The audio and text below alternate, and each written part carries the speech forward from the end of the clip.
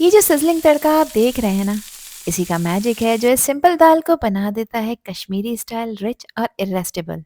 अगर आप सिंपल दाल से बोर हो चुके हैं तो मैं आज आपके साथ शेयर कर रही हूँ यूनिक क्रीमी कश्मीरी दाल, जो टेस्ट में इतनी रिच और कंफर्टिंग है कि आप इसे बार बार बनाने पर मजबूर हो जाएंगे। इस दाल की खास बात है इसका स्मूथ टेक्सचर, हल्का सा स्पाइसी और बटरी फ्लेवर, और वो परफेक्ट बैलेंस जो इसे बिल्कुल रेस्टोरेंट स्टाइल बना देता है। इस कश्मीरी दाल को स्टेप बाय स्टेप आपके साथ शेयर करूंगी कि कैसे सिंपल इंग्रेडिएंट से आप एक लग्जरी टेस्ट क्रिएट कर सकते हैं। तो अगर आप चाहते हैं कि आपकी दाल भी बिल्कुल क्रीमी, फ्लेवरफुल और फैमिली की फेवरेट बन जाए, तो वीडियो को एंड तक ज़रूर देखें। तो चलें फिर शुरू करते हैं इसको बनाना। तो ये कश्मीरी दाल बनाने के लिए यहाँ पर मैंने ली है 250 ग्राम चने की दाल, जिसको मैंने 2 घंटे पहले अच्छी तरह से साफ और वॉश करने के बाद पानी में डिप कर रखा था। 2 घंटे में आप लोग देख सकते हैं कि दाल अच्छी तरह से फूल चुकी है, साइज़ में डबल हो चुकी है। बस इसी तरह का परफेक्ट टेक्सचर चाहिए हमें ये कश्मीरी दाल बनाने के लिए।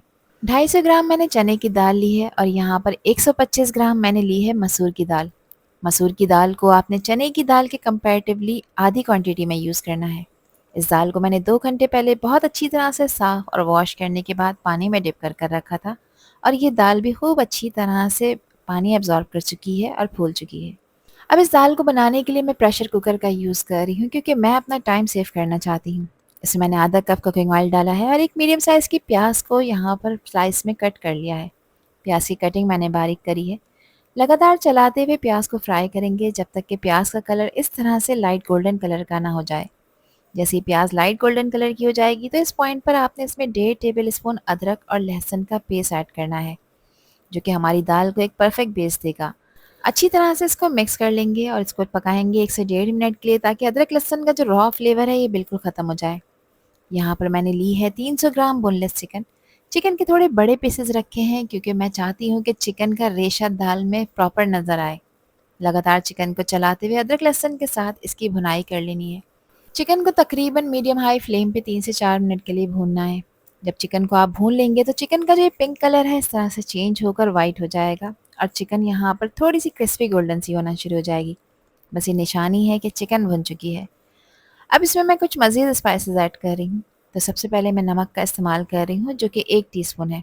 बाद में चख लेंगे, कम पड़ेगा तो मज़ीद ऐड करेंगे। 1.5 टीस्पून इसमें पिसी लाल मिर्चों का पाउडर डाला है। 1 टीस्पून है धनिया। साथ ही हल्दी का भी इस्तेमाल कर रही हूँ और ये सिर्फ हाफ़ टी स्पून है।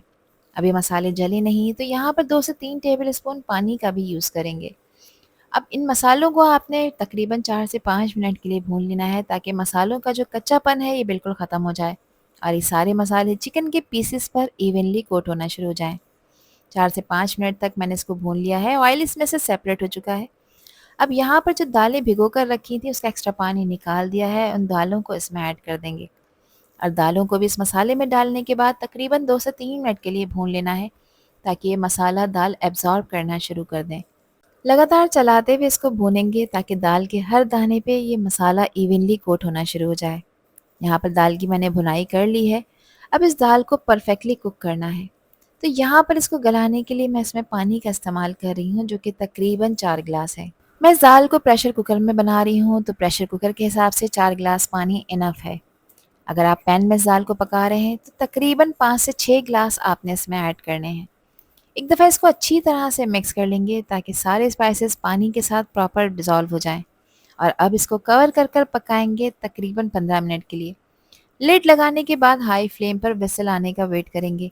जब विसल आना स्टार्ट हो जाएगी तो उस वक्त आपने गैस का फ्लेम यहाँ पर लो कर देना है और लो मीडियम फ्लेम पे दाल को पकाना है तकरीबन 15 मिनट के लिए। ये भीगी हुई दाल है तो 15 मिनट में ये ईज़िली यहाँ पर टेंडर हो जाएंगी। विसल यहाँ पर आना स्टार्ट हो गई है, गैस का फ्लेम हाई था और अब मैंने यहाँ पर लो मीडियम की तरफ कर दिया है। तो जब तक दाल पक रही है, जब तक एक खुशबूदार गरम मसाला तैयार कर लेते हैं, जिसके लिए एक बादियान का फूल लिया है, एक बड़ी काली इलायची है। इसके अलावा मैंने 1.5 टीस्पून लिया है शाह ज़ीरा, जिसको काला ज़ीरा भी कहते हैं। 2 सब्ज़ इलायचियाँ हैं, एक छोटा सा पीस जायफल का है और एक पीस मैंने जावित्री का भी लिया है। अगर आपके पास काला ज़ीरा नहीं है तो यहाँ पर आप सफ़ेद ज़ीरे का भी इस्तेमाल कर सकते हैं। बड़ी इलायची के जो बीज हैं सिर्फ इनका यूज़ करूँगी, छिलका मैंने फेंक दिया है।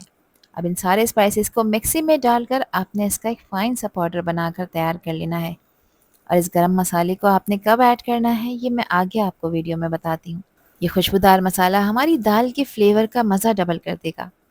दाल को मैंने 15 मिनट पका लिया था, सारा प्रेशर रिलीज़ कर दिया है। अब चेक कर लेते हैं क्या कंडीशन है। चिकन अल्हम्दुलिल्लाह अच्छी तरह से गल चुकी है और दाल भी यहाँ पर प्रॉपर गल चुकी है। यहाँ पर मैं दाल आपको चेक करा देती हूँ कि देखें, दाल जब मैं हाथ से प्रेस करूँगी तो ईज़िली टूट रही है। इट मीन्स कि यहाँ पर प्रॉपर टेंडर हो चुकी है। अब दाल में जो ये बोनलेस चिकन की बोटियाँ थी, इनको मैं यहाँ पर निकाल लूँगी ताकि इनको यहाँ पर अच्छी तरह से श्रेड करके दोबारा दाल में ऐड कर सकूँ। इससे दाल का टेस्ट और इसका टेक्सचर और भी ज़्यादा रिच और मज़ेदार हो जाता है। प्रेशर कुकर से दाल को निकालकर मैं इसे एक अलहदा पैन में ट्रांसफ़र कर रही हूँ ताकि आगे का प्रोसेस आसानी से कंप्लीट हो और फ्लेवर्स अच्छी तरह से डेवलप हो जाएं। अब यहाँ पर मैंने एक घोटा लिया है और इसकी हेल्प से मैं दालों को घोटूंगी जब तक दालों का टेक्सचर यहाँ पर बिल्कुल स्मूथ ना हो जाए। तकरीबन 3 से 4 मिनट तक जब आप इसको लगातार घोटा लगाएंगे तो आप लोग देखेंगे कि एक सिंपल दाल एक क्रीमी वेलवेटी और कश्मीरी दाल में ट्रांसफॉर्म हो रही है। बस इसी तरह का परफेक्ट टेक्सचर चाहिए। आप लोग यहाँ पर चाहें तो ब्लेंडिंग जग का यूज़ कर सकते हैं, लेकिन यहाँ पे दाल को ओवर स्मूथ नहीं करना, हल्के हल्के से दाने रहने देने हैं ताकि एक परफेक्ट क्रीमी और टेक्सचर्ड कंसिस्टेंसी मिले, बिल्कुल कश्मीरी स्टाइल। यहाँ पर दाल का टेक्सचर आप लोग देख सकते हैं। अब जो चिकन अलहदा से निकाल कर रखी थी ये कम्प्लीटली ठंडी हो चुकी है, तो यहाँ पर इसको मैंने एक फ्लैट सरफेस पर रखा है और अब एक रोलिंग पिन की हेल्प से मैं इसको हल्के हाथ से बेल रही हूँ ताकि इसके रेशे आसानी से अलग हो जाएं।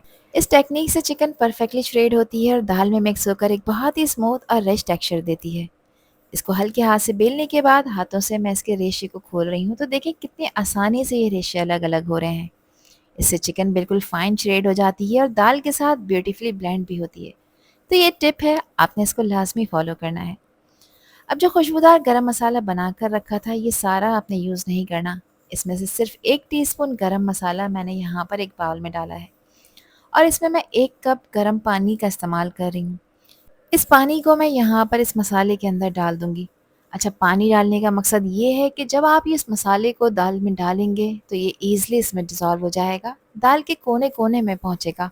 अगर ये गरम मसाला इस पॉइंट पर आप इसमें एज़ इट इज़ ऐड कर देते हैं तो उससे ये होता है कि इसमें गुठलियाँ बन जाती हैं और ये प्रॉपर दाल के साथ ब्लेंड नहीं हो पाता। 1 टीस्पून मैंने इसमें कुटी हुई काली मिर्चें ऐड की हैं। ध्यान रखें कि यहाँ पे काली मिर्च का पाउडर आपने हरगिज़ यूज़ नहीं करना, वरना दाल का कलर ख़राब हो जाएगा। काली मिर्चों को क्रश कर कर ऐड करना है।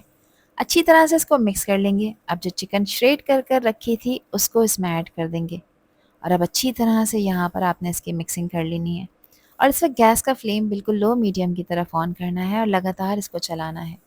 लगातार चलाते हुए जब आप इसे 2 से 3 मिनट के लिए पकाएंगे तो दाल चिकन के साथ परफेक्टली कंबाइन हो जाएगी और एक ऐसा कॉम्बिनेशन बन जाएगा जिससे ये दाल और भी ज़्यादा रिच लगेगी। इस पॉइंट पर मैंने नमक चखा था, नमक मुझे कम लग रहा था तो मैंने 1 टीस्पून नमक डाला है। नमक आप अपने टेस्ट के अकॉर्डिंग डालिएगा। और यहाँ पर अब आप लोग देख सकते हैं कि चिकन दाल के साथ प्रॉपरली कंबाइन हो चुकी है। चिकन ऐड करने से दाल का टेस्ट और टेक्सचर दोनों ही नेक्स्ट लेवल के हो जाते हैं। यहाँ पर आधा कप बारीक कटा हुआ हरा धनिया है, ये इसमें ऐड कर देंगे। ये हरा धनिया न सिर्फ दाल को एक फ्रेश खुशबू देता है बल्कि इसके टेस्ट को और भी ज़्यादा वाइब्रेंट और फ्लेवरफुल बना देता है। अच्छी तरह से इसको मिक्स कर लेंगे। अब यहाँ पर ये दाल देखें परफेक्टली कुक है, लेकिन यहाँ पर इसको मैं ज़बरदस्त तड़का लगाऊंगी।